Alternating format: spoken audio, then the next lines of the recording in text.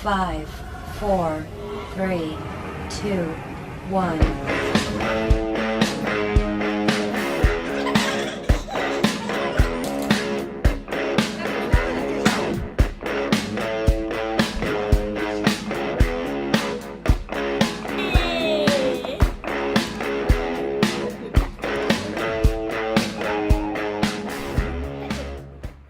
Good morning, everyone. So I'm sorry for calling you for this meeting.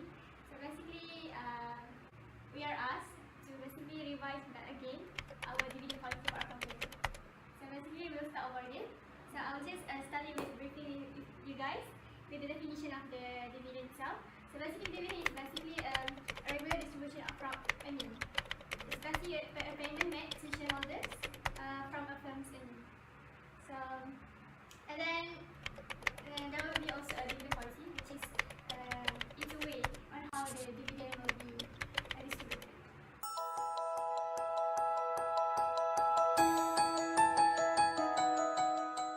Payment. There are 4 steps that our firm can take, which is first, declaration date. Second is date of record, and third is ex-dividend date, and fourth is payment date. So for declaration date, which means date on which board of directors declare the dividend. Date of the record is date of which investors must own shares to receive the dividend payment. And next, the ex-dividend date is when 2 days before the date of record, the date a stock trades ex-dividend, exclusive of dividends, without the right to receive the current dividend. Payment date is the day a dividend is paid, which is the payment date to the shareholders, usually 2 or more weeks before shareholders who own shares on the date of record receive their dividends. So that is about the procedures in my session, and it is practiced by other firms also.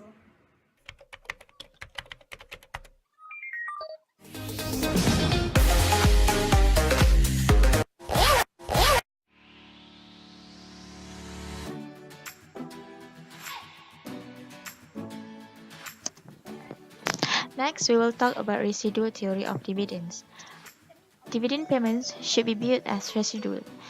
Example, the amount left over after all acceptable investment opportunities had been undertaken. There are 3 steps for the approach. First step is by determining optimal level of capital structure. Second step is using the optimal capital structure, estimate the total amount of equity financing needed to support the expenditure estimated in step 1. Step 3 is, as the cost of retained earnings is less than new equity, use retained earnings to meet the equity requirement in step 2. If inadequate, sell the new stock. If there is an excess of retained earnings, distribute the surplus amount in the residual as dividends.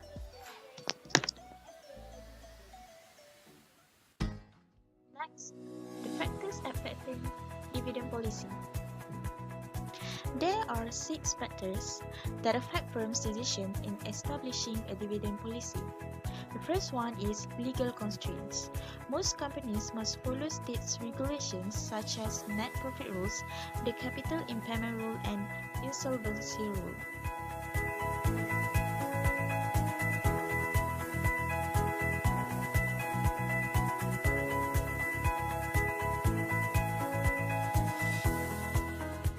Second, firm's liquidity position.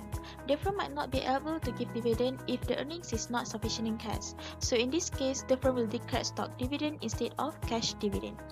The third one is contractual constraint. If the firm having a debt, the firm must pay the debt first, and if remains, then provides the dividend to the shareholders. Okay, the fourth one is expected rate of return. If the firm has relatively higher expected rate of return, the firm prefers to retain the earnings for the next investment rather than distributing cash dividend. Fifth is stability of earnings. If the firm has stable earnings, it is more likely to pay more dividend rather than a firm with relatively fluctuating earnings. Access to capital market. If a firm has easy access to capital market in raising additional financing, it does not require more retained earnings, so a firm's dividend payment capacity becomes high. One is shareholders' individual tax situation. Stockholders prefer relatively low cash dividend because of the higher tax to be paid on the dividend income.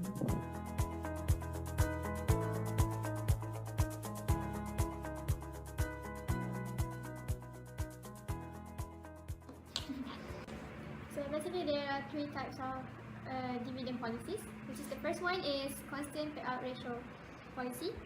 The second policy is that regular dividend policy, and third one is low regular and extra dividend policy. So let's just take a look. Types of dividend policy. There are three of them. First is constant payout ratio policy, second is regular dividend policy, and the third one is low regular and extra dividend policy. Constant payout ratio policy is the payment of a specific percentage of earnings to shareholders each dividend period. If the firm's earnings drop or are volatile, so too will the dividend payments. Investors view volatile dividends as harmful and risky because they can lead to a lower share price.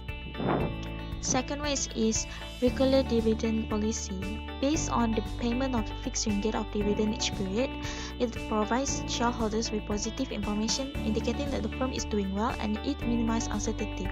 Firms that use the policy will increase the regular dividend once its earnings are proven to be reliable. Low regular and extra dividend policy. It is firms pay a little regular dividend, supplemented by additional dividends when earnings can support it.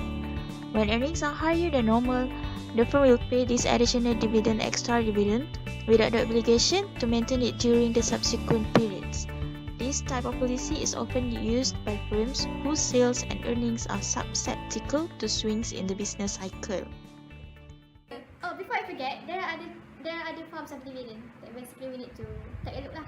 Which is the first one is stock dividend, stock split, and stock repurchase. There are other forms of dividends, which are stock repurchase, stock dividends, and stock split. The first one is stock dividends, a dividend that is paid in stock rather than in cash because of insufficient cash or the firm wants to promote trading of its stock.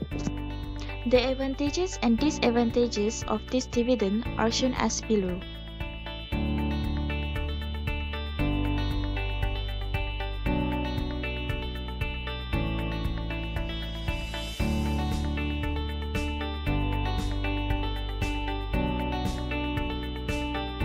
Stock split is a recapitalization that affects the number of shares outstanding, par value, earnings per share, and market price. The rationale for a stock split is that it lowers the price of the stock and makes it more attractive to individual investors. Stock split is opposite to stock split, where it reduces the number of shares outstanding and raises stock price. The rationale is it adds respectability to the stock and covers the meaning that it isn't quick stock. Whereas the stock repurchase is the purchasing and retiring of stock by issuing corporation. It is a partial liquidation since it decreases the number of shares outstanding, and it is an alternative to a cash dividend. The discussion just now. Let's try to solve our company's problem.